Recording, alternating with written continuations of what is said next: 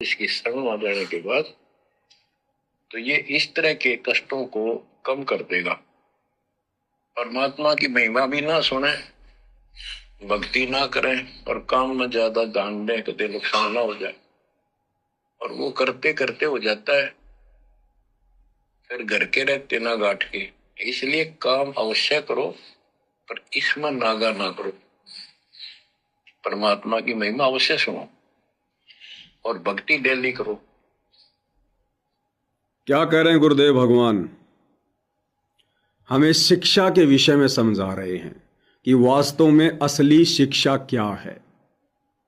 असली शिक्षा अंग्रेजी पढ़ लेना, जापानी पढ़ लेना, बहुत बड़ा कोई कोर्स कर लेना, बड़ी बड़ी डिग्रियां हासिल कर लेना, ये वास्तव में असली शिक्षा नहीं है, असली एजुकेशन नहीं है। ये शिक्षा पहले कहाँ थी? आज हम अपने आप को शिक्षित समझकर बड़ी बड़ी डिग्रियां लेकर जो एजुकेटेड मान चुके हैं, ये शिक्षा भाई और बहनों आज से 50 साल पहले कहाँ थी? क्या हमारे दादाजी, हमारे परदादाजी या उनके पिताजी, क्या वो पढ़े लिखे थे? क्या वो अक्षर ज्ञान युक्त थे? क्या उनके पास में कोई डिग्रियां थी? क्या उन्होंने बीए, एमबीए, पीएचडी कुछ कर रखी थी? कुछ नहीं कर रखी थी। फिर भी उनका जो जीवन था, आज आप और हम जो पढ़े लिखे हैं, डिग्रीधारी हैं, बड़ी बड़ी कंपनी में काम करते हैं, मोटा मोटा पैसा कमाते हैं, बड़े बड़े मकान में रहते हैं, बड़ी बड़ी गाड़ियों में चलते हैं, सारी सुविधा उपलब्ध हो रखी है। क्या इतनी सारी सुविधा और इतनी सारी पढ़ाई पढ़ने के बाद क्या हम अपने बुजुर्गों से अच्छा और शांति प्रिय जीवन जी पा रहे हैं? नहीं जी पा रहे। आज हम इतना पैसा कमाकर भी दुखी हैं, चिंता में हैं, टेंशन में हैं, सारा दिन भागा दौड़ लगी रहती है, फिर भी खर्चे पूरे नहीं होते। महीने वाले दिन जो तनख्वाह आती है उसका पता ही नहीं चलता 5 दिन बाद में कहां चली जाती है। आगे की चिंताएं सामने दिखाई देने लगती है। तो भाई और बहनों, इस शिक्षा की समाज को कोई आवश्यकता नहीं थी। ये शिक्षा ना सतयुग में थी, ना त्रेता युग में थी, ना द्वापर युग में थी, और ना ही कलयुग के प्रथम चरण में परमात्मा ने किसी को दी। केवल एक वर्ग विशेष को, जिनको हम लोग पंडित कहते हैं, ब्राह्मण कहते हैं, धर्मगुरु कहा करते हैं, केवल उस वर्ग विशेष को परमात्मा ने शिक्षित रखना अनिवार्य था। क्यों अनिवार्य था? धर्म शास्त्रों को जीवित रखने के लिए। परमात्मा ने जो चारों वेद लिखवाए, गीता जी लिखवाई, अन्य शास्त्र लिखवाए, इनमें जो अध्यात्म के विषय में ज्ञान लिपिबद्ध करवाया, इस ज्ञान को जीवित रखने के लिए, इस धार्मिकता को बनाए रखने के लिए परमात्मा ने एक वर्ग विशेष को, जिसको धर्मगुरु कहते हैं, ब्राह्मण कहते हैं। ब्राह्मण का मतलब कोई जाति नहीं, ब्राह्मण का मतलब होता है मार्गदर्शक, गुरु। केवल परमात्मा ने उस एक वर्ग विशेष को ही शिक्षित रखा, अन्य किसी को भी शिक्षा ग्रहण नहीं करने दी। इसके पीछे बहुत सारे रीजन है भाई और बहनों। तो एक ब्राह्मण विशेष को ही क्यों शिक्षा दी, उसके पीछे का रीजन तो आपको पता चल गया कि परमात्मा ने इन धर्मशास्त्रों में लिखी हुई जो सच्चाई है थोड़ा थोड़ा समाज में लागू करके रखनी थी, ताकि लोग धार्मिक बने रहें, भगवान की याद ताजा ताजा बनी रहे। क्योंकि वर्तमान में परमात्मा ने धरती पर आना था, इन्हीं धर्मशास्त्रों को खोल खोल के दिखाना था, अध्यात्म को समझाना था। इसलिए परमात्मा ने इन धर्मशास्त्रों को समाज में बनाए रखने के लिए एक ब्राह्मण वर्ग विशेष को शिक्षित रखा। अन्य आम नागरिकों को परमात्मा ने शिक्षा ग्रहण क्यों नहीं करने दी? इसके पीछे बहुत बड़ा रीजन है। अब देखो, जो अध्यात्म से अपरिचित लोग हैं, वो एक दूसरे के अंदर राग द्वेष ईर्ष्या ढूंढने लग जाते हैं। जैसे वर्तमान में जो शेड्यूल कास्ट के भाई हैं, वो जैसे इन ब्राह्मणों से बहुत ज्यादा ईर्ष्या करते हैं कि इन ब्राह्मणों ने हमेशा हम दलितों को नीचे रखा, हमारे को ऊपर नहीं आने दिया, हमारे को शिक्षा का अधिकार नहीं दिया, हमारे पूर्वजों को पढ़ने नहीं दिया। लेकिन ये कारण नहीं है, ये तो आपकी अज्ञानता है जो आप इस प्रकार की बातें कर रहे हैं। ये सारा खेल परमपिता परमात्मा का है, सतगुरु रामपाल जी का है। आम नागरिकों को परमात्मा ने शिक्षा ग्रहण करने के अधिकार से वंचित क्यों रखा? सतयुग में, त्रेता में, द्वापर में और आज से 50 साल पहले तक। रीजन ये था भाई और बहनों, यदि आम नागरिक भी शिक्षित हो जाता तो आम नागरिक फिर ये गीता भी पढ़ता, ये चारों वेद भी पढ़ता, क्योंकि शिक्षित हो जाता, उसको पढ़ना लिखना आ जाता, उसको संस्कृत भाषा का ज्ञान होता, उसको हिंदी अच्छे से पढ़ने आती, तो सारे धर्म ग्रंथों को ये पढ़ने लग जाते। और आज इस समय कलयुग की बिचली पीढ़ी में जो परमात्मा ने आना था हमें ज्ञान देने के लिए, तो इस समय सारे के सारे अपने आप में धर्म गुरु बन के बैठे होते, सारे के सारे अपने आप में ब्राह्मण पंडित बने बैठे होते। आज सतगुरु रामपाल जी का भगत बनकर कोई भी उनका ज्ञान ग्रहण करने के योग्य नहीं रहता। सारे के सारे कहते जी हम तो सर्वानंद है अपने आप में, हमें अच्छे से पता है गीता में क्या लिखा है। जैसे ये चंद ब्राह्मण लोग, ब्राह्मण कौन? धर्म गुरु, ये आचार्य, शंकराचार्य, मठाधीश जो गुरु पद पर बैठे हैं, जिन्होंने ठेका ले रखा है कि मैं गीतावादी हूं, मैं वेदवादी हूं, मैं त्रिवेदी हूं, मैं चतुर्वेदी हूं। आज ये लोग सतगुरु रामपाल जी के ज्ञान को स्वीकार कर रहे हैं क्या? ये कह रहे हैं हम तो जगत गुरु हैं, हम तो खुद ही गुरु हैं, हम तो दुनिया को ज्ञान दे रहे हैं, हमने किसी से ज्ञान लेने की जरूरत नहीं है। इसी प्रकार यदि भाई और बहनों पूरे समाज को परमात्मा अक्षर ज्ञान युक्त कर देते आज से पहले, तो सभी आज अपने आप में धर्मगुरु बन के बैठे होते। आज कोई भी संत रामपाल जी के ज्ञान को स्वीकार नहीं करता। तो आज से पहले आम जन को शिक्षा ना देने के पीछे इस परमपिता परमेश्वर जी का सबसे बड़ा रोल था, सबसे बड़ा हाथ था। तो असली शिक्षा क्या है? अब जिसको हम असली शिक्षा मान रहे थे, इस पढ़ाई को, लिखाई को, बीए को, एमए को, पीएचडी को, डिग्रियां, आज इंसान कितना दुखी है भाई और बहनों। इतनी शिक्षा ग्रहण करने के बाद भी, बड़ी बड़ी नौकरियां प्राप्त करने के बाद भी आज इंसान कितना दुखी है, कितना टेंशन में है, कितना कर्जे में है, कितनी चिंता में है, आत्महत्या कर रहा है इंसान इस भौतिकवादी जीवन से दुखी होकर। तो ये असली शिक्षा नहीं है। इस शिक्षा ने केवल हमारे को बिगाड़ दिया, हमारे को इस नकली शिक्षा ने हमारे को चतुर बना दिया। भाई बहन का प्रेम रहा नहीं, बाप बेटे का प्रेम रहा नहीं, यारी दोस्ती रिश्तेदारी केवल स्वार्थों के ऊपर आधारित हो गई। इंसान को केवल पैसा ही पैसा दिखाई दे रहा है।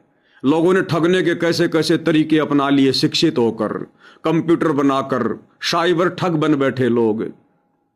तो इस शिक्षा ने केवल इंसान को चतुर बनाया है, एक दूसरे से दूर किया है, दिलों में दूरियां पैदा की है, रिश्तेदारों में दूरियां पैदा की है। इंसान का इंसान के प्रति विश्वास उठ चुका है,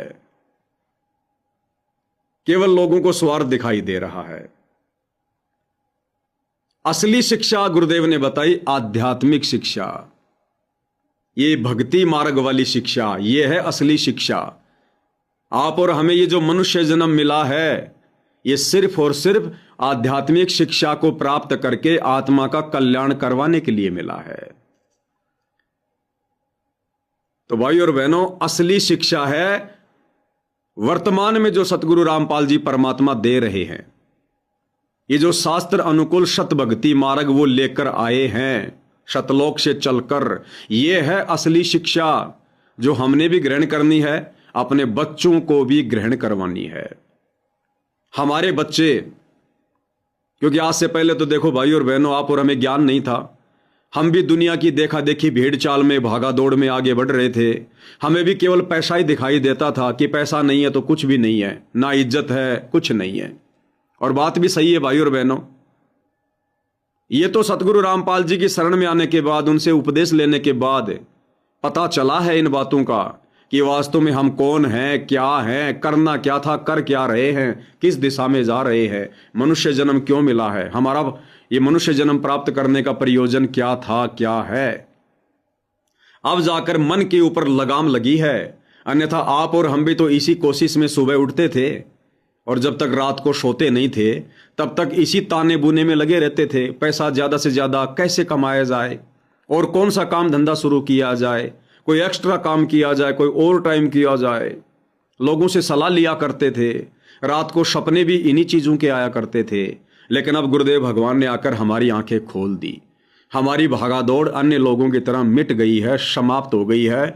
हमारा मन शांत हो गया है, क्योंकि हमें वास्तविकता का पता चल गया। हमें भविष्य के दर्शन करवा दिए गुरुदेव भगवान ने कि अगम निगम को खोज ले बुद्धि विवेक विचार, उदय अस्त का राज्य मिले तो भी बिना नाम बेगार। भाई तन धर सुखिया कोई न देखा, जो देखा सो दुखिया हो। उदय अस्त की बात करे मन सब का किया विवेका हो। जिसके पास जितनी ज्यादा माया, जितना ज्यादा धन, वो व्यक्ति उतना ज्यादा दुखी, उतना ज्यादा परेशान। आज एक गांव का सरपंच देख लो आप, एक विधायक देख लो, एमएलए, उस एमएलए की 5 साल की दिनचर्या को देखो आप। वो सुबह घर से नहा धो के अप टू डेट होके सफेद कपड़े पहन के बढ़िया अपनी फॉर्च्यूनर या स्कॉर्पियो गाड़ी लेके 2-4 लोगों को साथ में बैठा के वो सुबह घर से बाहर निकलता है और कम से कम 2-3 गांव में जाता है, 2-3 फंक्शन में जाता है, 2-3 जगहों पे जाता है और शाम तक वो फंक्शन अटेंड करते करते उसका समय पूरा हो जाता है। रात को 10, 11, 12 बजे घर पे आता है, घूटी सूटी लगा के पढ़ता है। सभी तो नहीं, लेकिन ज्यादातर घूटी सूटी लगा के पड़ जाता है। फिर सुबह उठते उसकी वही दिनचर्या, और 5 साल कब निकल जाते हैं उसको पता भी नहीं चलता। तो भाई और बहनों, अब गुरुदेव भगवान ने आप और हमारी आंखें खोल दी हैं। हमने भी बचना है, अपने बच्चों को भी बचाना है, भगत भाई बहनों को भी बचाना है इस नकली शिक्षा से। अब हम भगत होने के बाद अपने बच्चों को नौकरी के लिए नहीं पढ़ाएंगे, हम अपने बच्चों को उच्च शिक्षा नहीं दिलवाएंगे, क्योंकि हम भगत हैं। हमारे विचारों में और आम लोगों के विचारों में रात दिन का अंतर है। जब तक आप सतगुरु रामपाल जी की शरण में नहीं आओगे, इस तत्व ज्ञान से परिचित नहीं होगे, तब तक आपको केवल नौकरी सब कुछ दिखाई देगी, पैसा ही सब कुछ दिखाई देगा, समाज का झूठा मान सम्मान ही सब कुछ दिखाई देगा। लेकिन भक्तों ने अभी इस चक्कर में नहीं पड़ना है। जगत का और भगत का 36 का आंकड़ा होता है उनके विचारों को लेकर, क्योंकि जगत की बुद्धि पर काल सवार होता है, भगत की बुद्धि पर सतगुरु सवार होता है। भगत का लक्ष्य मोक्ष प्राप्त करना होता है, जगत का लक्ष्य मान बढ़ाई और धन प्राप्त जो है करना होता है। भगत मान बढ़ाई अहंकार से दूर होता है, जगत में ये चीजें कूट कूट के भरी होती है। वो मान सम्मान का भूखा होता है, लोग उसकी तारीफ करें, उसकी प्रशंसा करें, उसकी बड़ाई करें, रिश्तेदारियों में उसका नाम हो कि फला व्यक्ति इतना पैसे वाला, इतनी जमीन, शहर में इतने उसके प्लाट हैं, इतना बड़ा अधिकारी है। वो मान बढ़ाई में जीता है क्योंकि वो काल प्रेरित है। तो हम भगत भाई बहनों ने नौकरी प्राप्त करवाने की दृष्टि से अपने बच्चों को बिल्कुल भी शिक्षा ग्रहण नहीं करवानी है, अन्यथा ये आप और हमारी सबसे बड़ी भूल होगी। परमात्मा हमसे नाराज होगा। ये नौकरी परमात्मा की तरफ से दिया गया एक झांसा है, एक झांसा। अगर सतगुरु रामपाल जी इस शिक्षा के बदले अगर नौकरी का लड्डू ना फेंकते तो आज कोई भी उनकी आत्माओं को नहीं पढ़ाता, कोई भी माता पिता अपने बच्चे को स्कूल नहीं भेजता, उन्हें अक्षर ज्ञान युक्त नहीं करवाता। अगर परमात्मा नौकरी का झांसा, नौकरी का लड्डू नहीं फेंके तो ये नौकरी रूपी लड्डू फेंकना बहुत जरूरी था, ताकि इस लड्डू के चक्कर में मेरी आत्माओं को उनके माता पिता पढ़ा दें, अक्षर ज्ञान युक्त करवा दें, ताकि जब 1994 के बाद मैं इन धर्मशास्त्रों को खोल खोल के दिखाऊंगा तो शिक्षित होने के कारण मेरे बच्चे इन धर्मशास्त्रों को खोल खोल के भगवान को पहचान लेंगे, भक्ति को जान लेंगे। अब भाइयों और बहनों, हमने भगवान को जान लिया है, बच्चा बच्चा आज परमात्मा ने शिक्षित करवा दिया है। बूढ़ों को भी परमात्मा ने, बड़े बूढ़ों को भी परमात्मा ने 15-20 साल पहले गांव गांव में साक्षरता अभियान चलवाकर शिक्षित करवा दिया।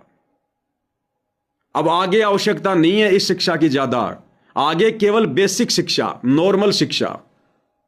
आप अपने बच्चों को ज्यादा से ज्यादा 10वीं क्लास, 10वीं भी मैं समझता हूं ज्यादा है, क्योंकि भाई और बहनों मैं आपको उतनी बातें बोलूंगा जिन बातों पर मैं अमल करता हूं। मैंने अपने बड़े लड़के को केवल 10वीं तक पढ़ाया, इससे ज्यादा नहीं। छोटे लड़के को केवल 7वीं क्लास। 2 भाई के बच्चे मेरे साथ में रहते हैं, वो तो शायद तीसरी या चौथी पढ़े होंगे बड़ी मुश्किल से। आवश्यकता ही नहीं है। क्या करेंगे पढ़ के? बर्बाद होंगे, बर्बाद। दुनियादारी में घुसेंगे, समाज में घुसेंगे। जितना बच्चा पढ़ता जाएगा उसके अंदर नए नए ख्वाब उत्पन्न होते जाएंगे।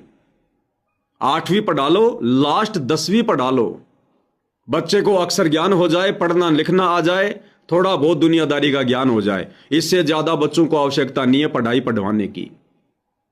उसके बाद बच्चा क्या करेगा? अगर ज्यादा पढ़ेगा तो 12वीं पढ़ेगा, बीए पढ़ेगा तो क्या करेगा? टारगेट उसका क्या बनेगा? नौकरी। मैं डॉक्टर बनूं, मैं इंजीनियर बनूं, मैं फला फला बनूं, मैं ये बनूं। फिर क्या करूंगा बन के? पैसा कमाऊंगा, बड़ा मकान बनाऊंगा, बड़ी कोठी खरीदूंगा, बड़ी गाड़ी लेके आऊंगा। क्या करेगा भाई? क्या करेगा? इन चीजों का आवश्यकता ही नहीं है। हमें परमात्मा चाहिए था इस मनुष्य जन्म में, परमात्मा मिल गया, उसकी भक्ति मिल गई। अब जो चीजें आवश्यक होंगी वो परमात्मा देगा हमें, वो परमात्मा देगा। अरे जब वो राजाओं को राज दे रहा है, धनपतियों को धन दे रहा है, उनकी किसी जन्म की भक्ति के प्रतिफल में, तो हम तो वर्तमान में डायरेक्ट उनकी शरण में हैं। जब जिस चीज की आवश्यकता होगी, क्या परमात्मा हमें भरोसे रहने देगा? अरे सेठ कभी अपने बच्चों को किसी चीज के भरोसे रहने देता है क्या? तो हमारे गुरुदेव तो सावड़ सा सेठ हैं, जगत सेठ, कबीर सेठ। जहां हमें जिस चीज की आवश्यकता पड़ेगी परमात्मा आगे से आगे तैयार कर देगा। तो भाई और बहनों, हमने बच्चों को ज्यादा पढ़ाने की आवश्यकता नहीं है, वरना बच्चे बिगड़ेंगे, भगवान से दूर होंगे। जो मनुष्य शरीर की श्वासें और जो समय हमने भक्ति में लगाना चाहिए ज्यादा से ज्यादा, बच्चे रातों को आंखें फाड़ फाड़ के कोई गणित पढ़ेगा, कोई विज्ञान पढ़ेगा, कोई अकबर बीरबल की कहानियां पढ़ेगा, क्या काम आएंगी हमारे? आज आप और हमारे वो अकबर बीरबल की बातें क्या काम आ रही है, जिनको पढ़ पढ़ के हमने इतना समय बर्बाद कर दिया? क्या काम आई आज हमारे? वो गणित हमारे क्या काम आ रहा है? आज कैलकुलेटर में 2 मिनट में सारे काम होते हैं। आज मोबाइल में कैलकुलेटर है, गणित पढ़ने की जरूरत ही नहीं है। विज्ञान को पढ़ के हम क्या करेंगे जब हमने साइंटिस्ट ही नहीं बनना, हमने कोई खोज ही नहीं करनी। जिन जिन चीजों की आवश्यकता थी परमात्मा ने लोगों को प्रेरणा करके, शिक्षित करवा के सब चीजों के फॉर्मूले बनवा दिए, सब चीजों का आविष्कार करवा दिया। अब हमने और हमारे बच्चों ने यदि वैज्ञानिक बनना है तो इस भक्ति मार्ग का वैज्ञानिक बनना है। अरे इस भक्ति मार्ग में निष्कर्ष निकालो ना, गुरुदेव के सत्संगों का, गुरुदेव के शब्दों का, गुरुदेव की वाणियों का करो ना खुलासा। नित्य नियम में कितनी वाणियां हैं, संध्या आरती में कितनी वाणियां हैं, करो ना खुलासा। लाइव आओ, बताओ भगत भाई बहनों को, इसमें वैज्ञानिक बनो ना। यह है असली पढ़ाई जो हमें मोक्ष भी देगी, हमारे भाग्य में आने वाले संकटों को, कष्टों को भी समाप्त करेगी। और जो हमारे भाग्य में परमात्मा ने पहले नहीं लिखा होगा, इस पढ़ाई के कारण परमात्मा नया लेख लिख देगा। मासा घटे ना तिल बदे, विधाता लिखे जो लेख, साचा सतगुरु मेट कर ऊपर मार दे मेख।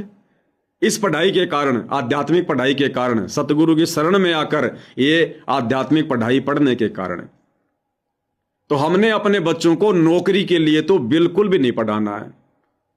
और 8वीं 10वीं से ज्यादा बिल्कुल मत पढ़ाओ, अन्यथा परमात्मा नाराज होगा। दूसरा, प्राइवेट स्कूलों में मत पढ़ाओ बच्चों को बिल्कुल भी। आपको महंगी महंगी फीस भरने की कोई आवश्यकता नहीं है। हमने केवल बच्चे को अक्षर ज्ञान करवाना है, सरकारी स्कूल में भी हो जाता है। हमने बच्चों को कोचिंग वॉचिंग नहीं करवानी, एक्स्ट्रा जो क्लास वगैरह लेते हैं वो नहीं दिलवानी हमने, क्योंकि आप और हमारा मकसद बच्चों से नौकरी करवाना नहीं है। ये नौकरी असंख्य जन्म हो गए आपको करते हुए, मुझे करते हुए और हमारे बच्चों को करते हुए, असंख्य जन्म हो गए। क्या मिला?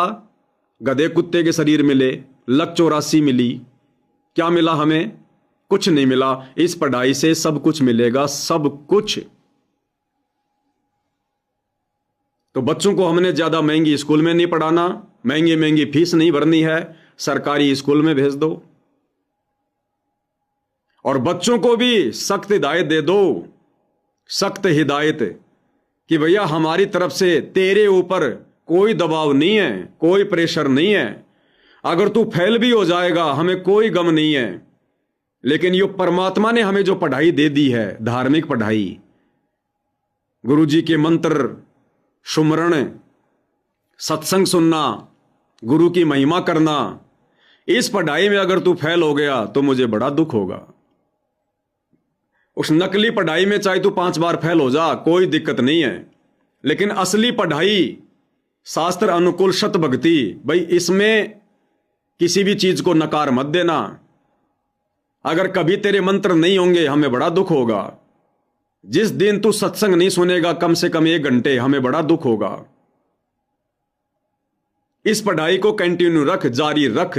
यह सबसे बड़ी पढ़ाई है, सबसे बड़ी पढ़ाई, जिस पढ़ाई को पढ़ने के लिए परमात्मा ने हमें यह मनुष्य जन्म दिया है।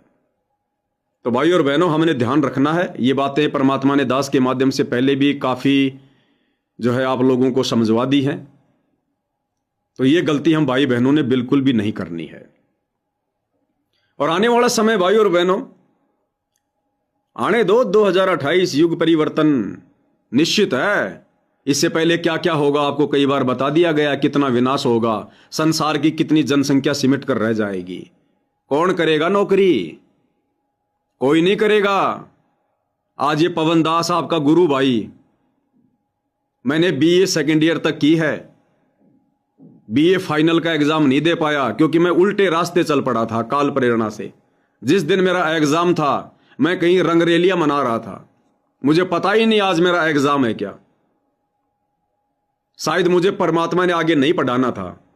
अगर मैं बीए पूरी कर लेता तो मैं स्पोर्ट्स लाइन से था। मैं 21 किलोमीटर दौड़ा करता था, राजस्थान यूनिवर्सिटी जयपुर।